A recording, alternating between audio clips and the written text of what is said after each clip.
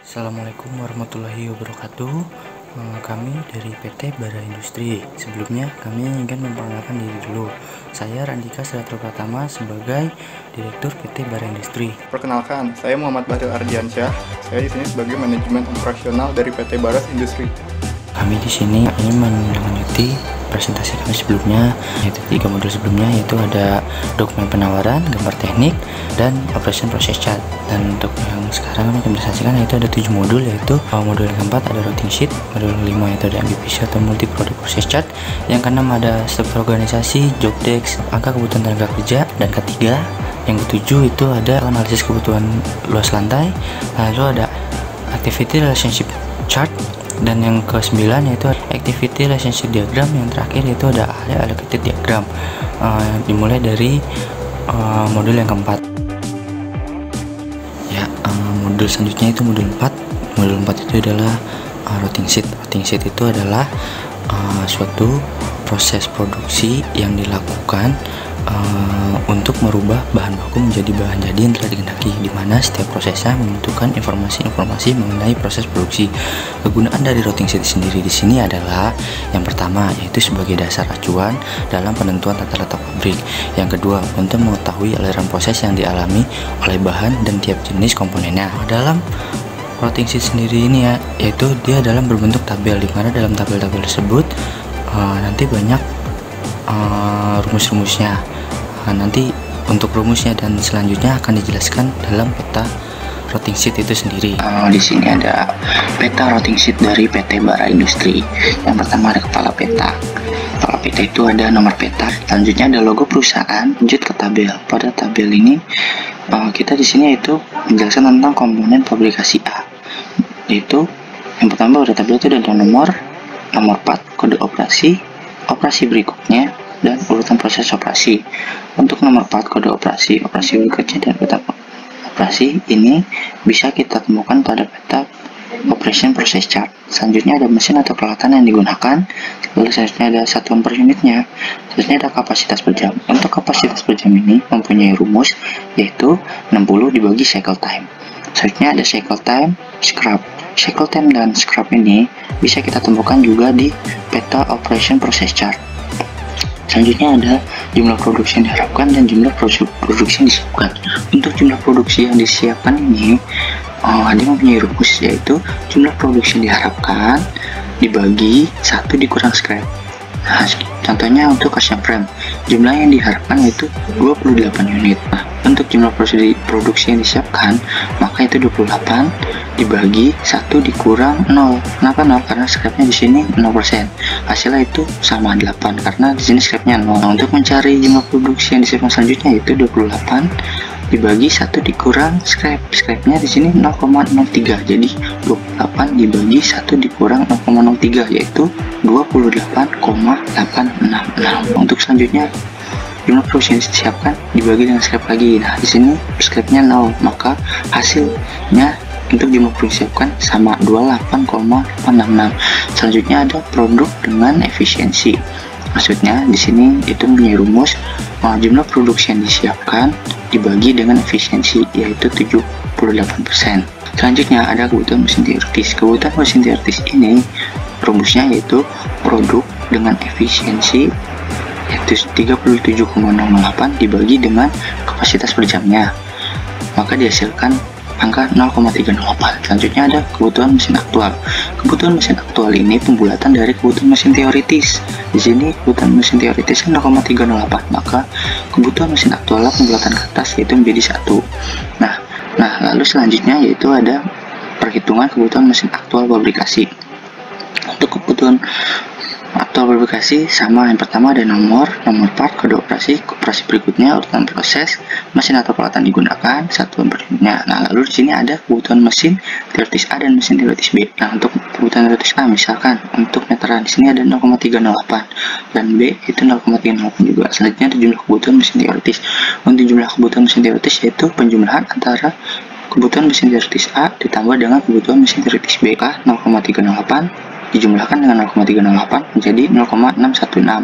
Maka kebutuhan mesin aktualnya yaitu pembulatan dari jumlah kebutuhan mesin teoritis. Jumlah kebutuhan mesin teoritisnya 0,616 dibulatkan ke atas menjadi 1. Ya, untuk perhitungan kebutuhan mesin selain publikasi juga sama seperti sebelumnya, ada sub SI 1, sub SI 2, dan main SI. Dan yang terakhir yaitu ada ringkasan. Dalam ringkasan ini berupa tabel yang berisi nama mesin atau peralatan yang kita gunakan. Dan di sini terdapat jumlah-jumlahnya. Contoh, bench, peralatan bench, yaitu pada proses publikasi digunakan 5, sub assembly 0, sub assembly 2 1, main assembly 3. Jadi total untuk bench yaitu yang digunakan adalah 9, sama seperti berikutnya.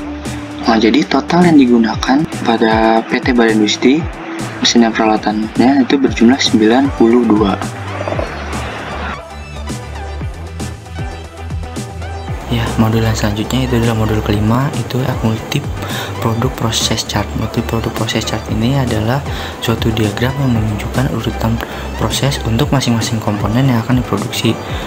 Dalam MPPC ini nanti dalam berupa suatu peta. Nah, di dalamnya itu ada suatu kegiatan. Yang pertama ada rock lumber, yang kedua ada fabrikasi, yang ada sub assembly, yang terakhir ada main assembly. Peta MPPC PT Bara Industri.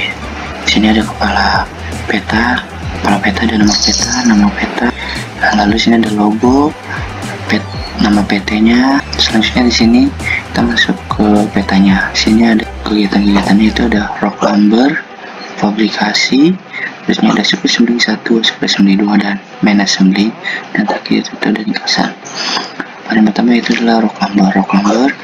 Di sini ada nomor part seperti 400 ada pada peta operation process chart, dan selanjutnya ada keterangan di sini berisi sebuah fasilitas yaitu storage.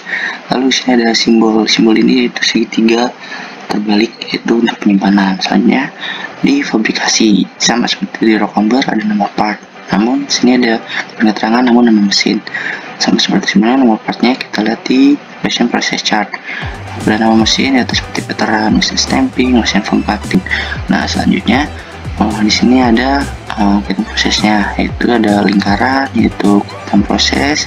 Selanjutnya ada gabungan yang akan disimbolkan dengan persegi yang di dalamnya ada lingkaran. Selanjutnya ada pemeriksaan yang disimbolkan dengan bentuk persegi. Nah, pada proses simbol ini di atasnya terdapat angka di sini menunjukkan bahwa ini yaitu jumlah yang dibutuhkannya, mesin yang dibutuhkannya.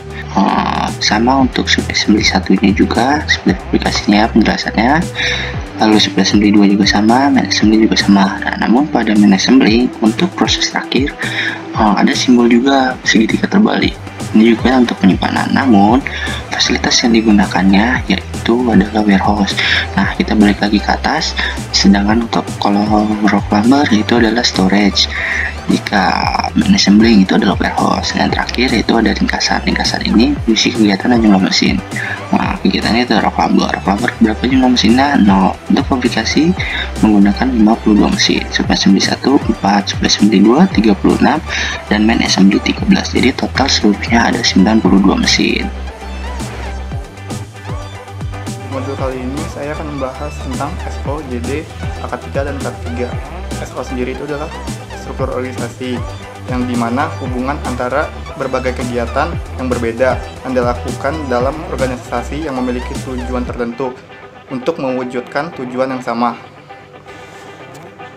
Itu ada JD, Job Description, di mana JD tersebut adalah suatu gambaran sistematis yang berisikan tugas dan tanggung jawab dari jabatan tersebut serta wewenang yang diberikan kepada orang yang memegang jabatan tersebut.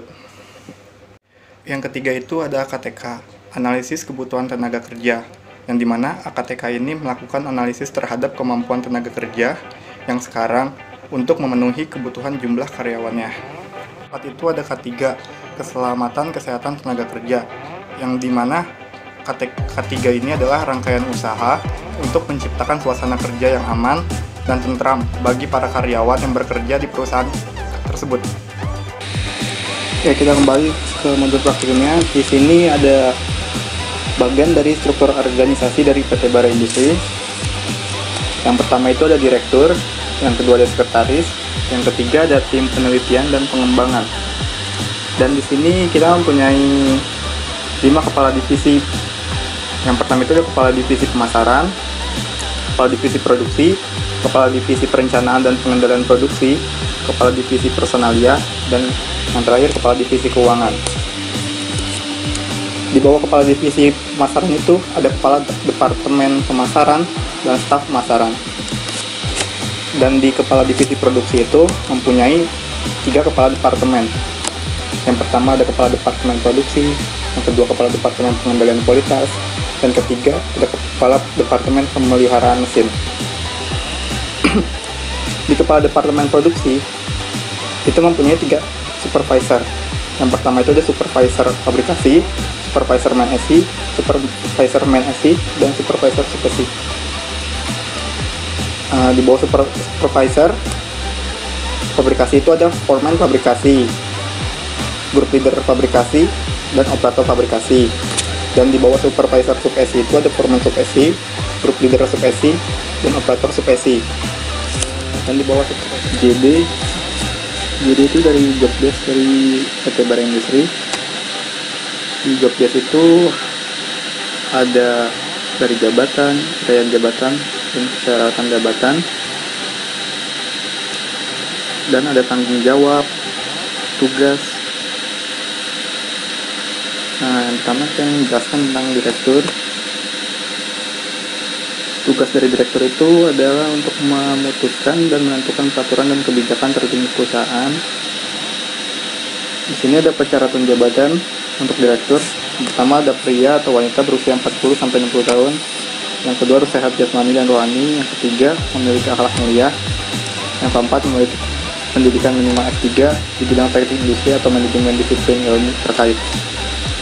Yang kelima memiliki pengalaman di bidang manajerial minimal 10 tahun. Yang keenam memiliki integritas dan rasa tanggung jawab yang baik. Yang ketujuh memiliki wawasan yang luas. Dan yang kedelapan memiliki jiwa kepemimpinan. Dan yang kedua ada sekretaris. Tugas dari sekretaris itu membantu membuat dan menyiapkan dokumen yang dibutuhkan perusahaan. Yang kedua ada mengatur, merapikan, menyimpan arsip kantor. Yang ketiga mendampingi dan membuat polisi direktur dalam menghadiri rapat internal maupun eksternal. Yang keempat menjadi sumber informasi dan penunjang bagi pemimpin atau manajer. Yang kelima sebagai perwakilan dari direktur apabila di suatu saat direktur tidak bisa menghadiri kegiatan. Yang keenam itu mengatur jadwal kegiatan direktur berkaitan dengan urusan perusahaan.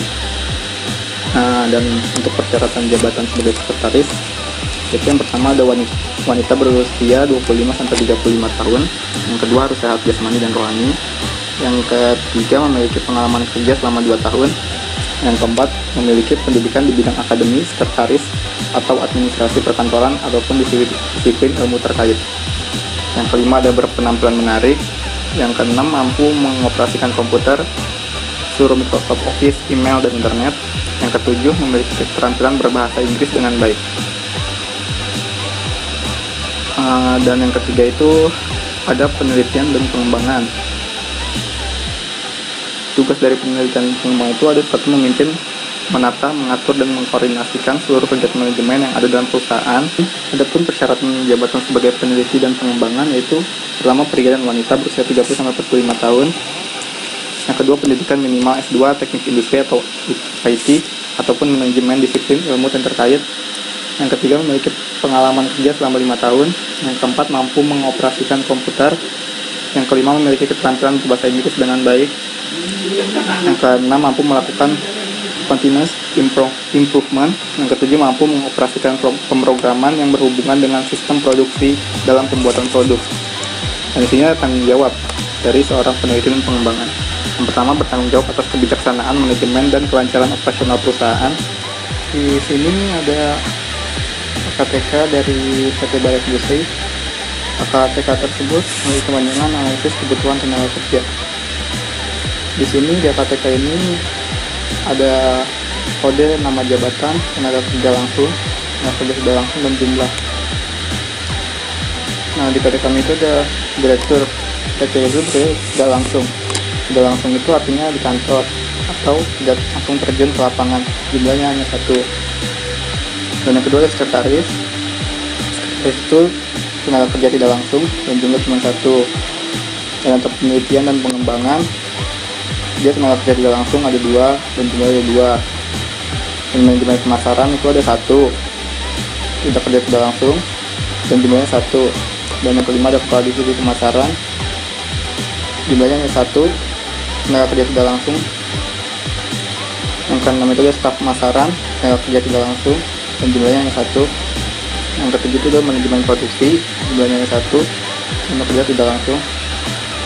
Yang kedelapan itu kepala divisi produksi, jumlahnya 1, tenaga kerja tidak langsung. Yang kesembilan itu ada supervisor fabrikasi, tenaga kerja tidak langsung dan jumlahnya 1. Yang ke-10 itu ada foreman fabrikasi, tenaga kerja tidak langsung dan jumlahnya 1. Dan sini ada group leader fashion frame, dia tenaga kerja langsung dan jumlahnya 1. Dan di sini ada operator fabrikasi meteran fashion frame, tenaga kerja langsung dan jumlahnya 1. Yang ke-13 itu ada operator fabrikasi mesin potong fashion frame. Ya, di sini ada peta K3 dari PT Baras Industri. Yang pertama sini ada nama mesinnya, sini ada alat pelindung dirinya seperti ada helm, ada kacamata, ada pelindung muka buat mesin gerinda, ada pelindung muka buat mesin las, sini ada masker, sini ada earplug, dan sini ada sarung tangan, di sini ada baju pabriknya, sini ada sarung tangan kayak di sini ada sepatu safety. Dan contoh-contohnya kayak mesin bank perlu pakai helm, perlu pakai baju safety, perlu pakai sarung tangan, dan perlu pakai sepatu safety-nya. Itu pun basic operation, perlu pakai helmnya, perlu pakai baju safety-nya, perlu pakai sarung tangan, dan perlu pakai sepatu safety-nya. Dan begitu pun yang lain sampai dengan tools. Dan di sini ada rambu bahan berbahaya dan beracun. Di sini ada label kemasannya. Di sini ada rambu-rambunya. Rambu tersebut adalah mudah meledak. Di sini label ini memberikan informasi bahwa bahan-bahan di dekat label ini mudah meledak bila terkena pemicu ledakan. Dan kedua ada cairan mudah terbakar. Di sini label ini memberikan informasi bahwa adanya cairan yang mudah terbakar. Di label ini pun ada padatan mudah terbakar, yang artinya bahan yang bila pada kondisi normal terjadi kecelakaan akan menyebabkan terbentuknya api akibat gesekan dan sebagainya, atau bila dibakar akan menyala segera dan cepat. Yang keempat itu ada reaktif. Reaktif itu bahan yang reaktif sehingga cukup berbahaya bila terkena pemicunya. Yang sini ada label kemasan juga. Yang kelima ada label beracun. Biasanya bahan yang dapat menyebabkan penyakit untuk manusia bila terkontaminasi. Yang keenam itu ada korosif, biasanya bahan yang dapat menyebabkan kerusakan visible ke materi yang kontak dengannya. Infeksi, bahan menular baik berupa mikroorganisme atau toksin yang dapat mendatangkan penyakit pada manusia. Yang terdapat ada dari campuran, bahan yang dapat menyebabkan bahaya tapi belum termasuk kategori kelas sebelumnya. Yang ke-9 itu ada berbahaya terhadap lingkungan. Modul ke-6 itu adalah analisis kebutuhan luas lantai. Arti dari luas lantai sendiri ini adalah suatu luas atau suatu area tempat yang digunakan untuk melakukan suatu proses produksi. Tujuan dari dibuatnya AKL ini atau analisis kebutuhan luas lantai ini adalah untuk mengetahui berapa sih luas lantai yang digunakan suatu pabrik. Untuk luas lantai sendiri itu yang pertama yaitu ada luas lantai untuk bahan baku. Yang kedua ada luas lantai untuk mesin. Yang ketiga ada luas lantai untuk bahan penolong. Lalu ada luas lantai untuk gudang. Selanjutnya ada luas lantai untuk pabrik atau kantor untuk pelayanan personil. Untuk lebih jelasnya berapa luas lantai dari PT Bara Industri nanti akan dijelaskan pada peta AKL. Ya, pada selanjutnya itu ada analisis kebutuhan luas lantai. Pertama di sini tuh ada 6 luas lantai. Yang pertama itu ada floor space of production. Floor space of production ini mempunyai total luas 1076,76 meter persegi. Ya, selanjutnya yaitu ada bahan baku atau floor space storage. floor space storage ini mempunyai total luas lantai sebesar 391,416 meter persegi. Selanjutnya ada floor space of raw material. Total dari floor space of material di sini yaitu 51,6 meter persegi. Selanjutnya ada floor space dari warehouse. Nah, untuk warehouse ini totalnya itu 129 meter persegi. Selanjutnya ada luas lantai personal. Untuk yang pertama itu ada floor space of production service. Selanjutnya ada floor space of general service, floor space of personal service at the factory. Lalu ada floor 1 atau lantai 1 pada space of office service, lalu floor 2 atau lantai 2 pada space of office service. Selanjutnya ada floor 1 space of personal service and office, dan lantai 2 space of personal service and office. Nah, untuk yang terakhir sini ada ringkasan. Yang pertama itu ada floor space of production, yaitu seperti yang dibahas tadi seluas 1076,76 meter persegi. Selanjutnya ada production di quality allowance 40%, yaitu sebesar 430,704. Selanjutnya ada floor space of storage, yaitu gabungan dari bahan baku dan bahan baku penolong, yaitu sebesar 443,016 meter persegi. Selanjutnya ada receiving 20% dari storage, yaitu 110,754 meter persegi. Ada warehouse, yaitu sebesar 129 meter persegi. Shipping, yaitu 20% dari warehouse, yaitu 32,25. Ada space of production, yaitu sebesar 32,25. Floor space of office service sebesar 192. Floor space of general service sebesar 220,7787 meter persegi. Ada floor space of personal service at the office, yaitu sebesar 267 meter persegi. Floor space of personal service at the factory sebesar 213 meter persegi. Luas jalan, taman, dan parkir yaitu sebesar 75% dari luas subtotal ini, jadi sebesar 2360,634525 meter persegi. Jadi total keseluruhan yang dibutuhkan untuk perusahaan PT Bara Industri yaitu sebesar 5.508,1 meter persegi. Modul ke-8 adalah Activity Relationship Diagram.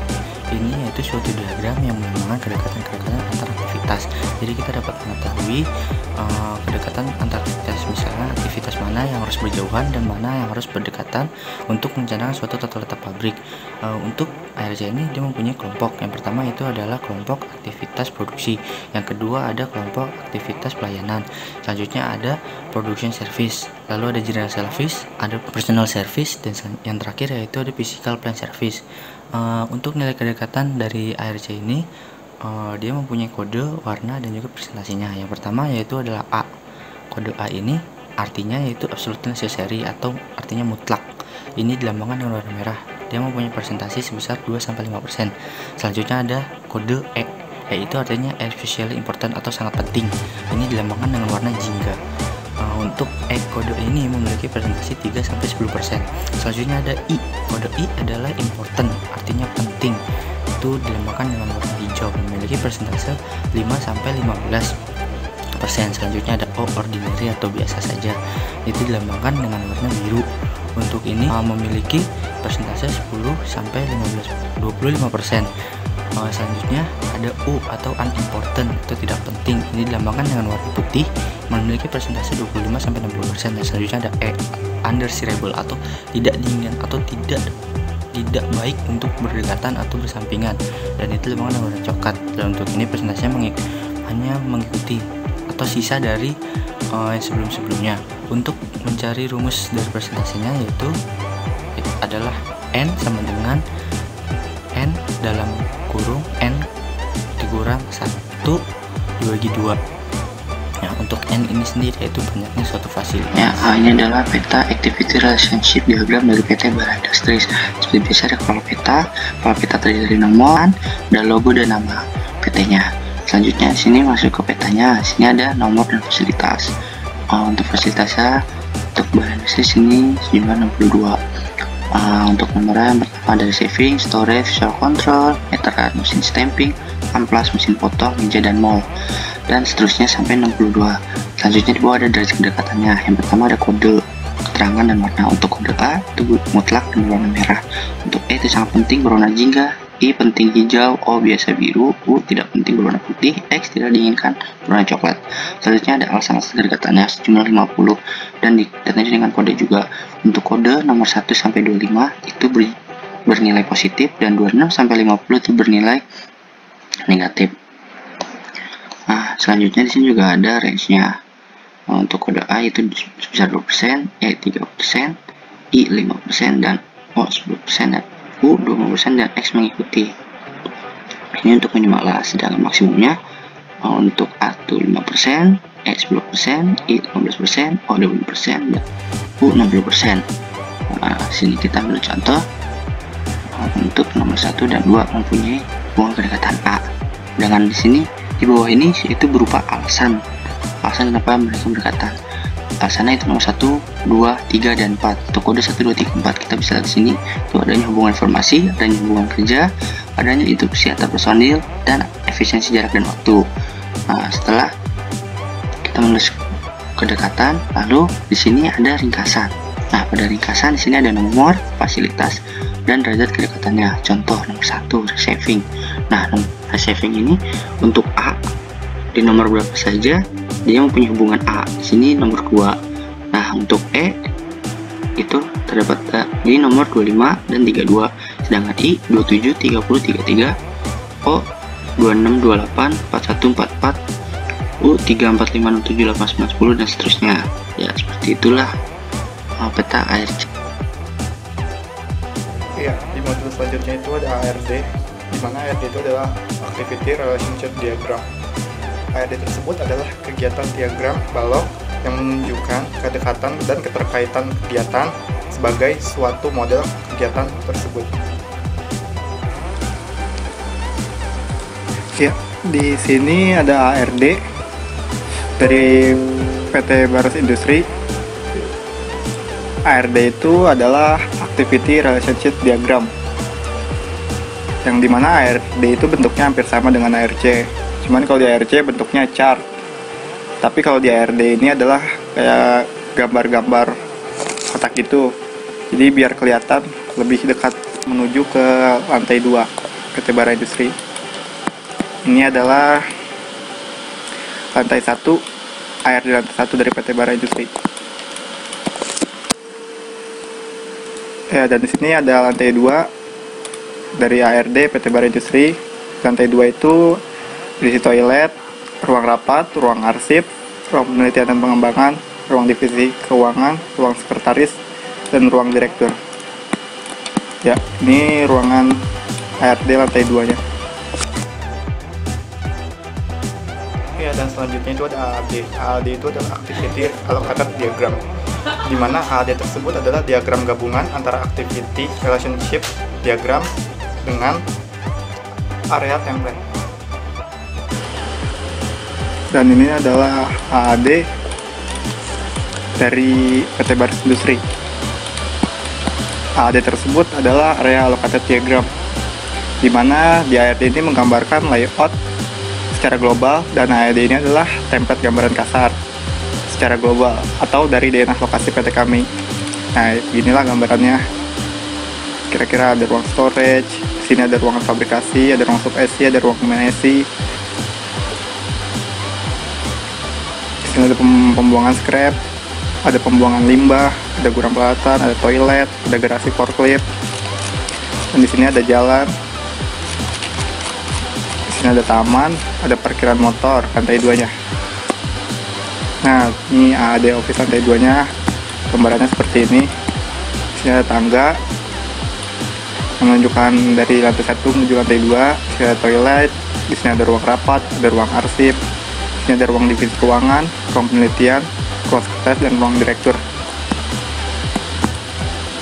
Ya, kurang lebihnya ruang office lantai 2 kami dari PT kami seperti itu. Sekian presentasi 7 modul dari PT Bara Industri. Kurang lebihnya mohon maaf, dan apabila ada kata-kata yang salah mohon dimaafkan. Wassalamualaikum warahmatullahi wabarakatuh. Dan jangan lupa di like, komen, dan subscribe untuk channel YouTube kami ya. Terima kasih.